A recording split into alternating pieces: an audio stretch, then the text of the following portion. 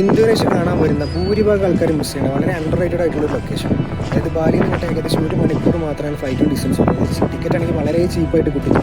ഈ ലൊക്കേഷനിൽ നമ്മൾ എത്തിക്കഴിഞ്ഞാൽ നമ്മൾ വേറൊരു പ്ലാനറ്റിൽ എത്തിയ ഫീലേക്കാണ് നമുക്ക് വരിക. ഇന്തോനേഷ്യയിലെ സുരബയ, ബാട്ടു, മലങ്കി ഈ 3 ലൊക്കേഷനിൽ നിന്നാണ് ഇങ്ങോട്ടുള്ള ട്രക്കും കാര്യങ്ങളും സ്റ്റാർട്ട് ചെയ്യുന്നത്. ഏകദേശം 12 മണിക്കൂർ, രാത്രി 12 മണിക്ക് സ്റ്റാർട്ട് ചെയ്ത് കഴിഞ്ഞാൽ പിറ്റേന്ന് ഉച്ചയ്ക്ക് 12 മണി വരെയാണ് ഈ ആക്ടിവിറ്റി വരുന്നത്.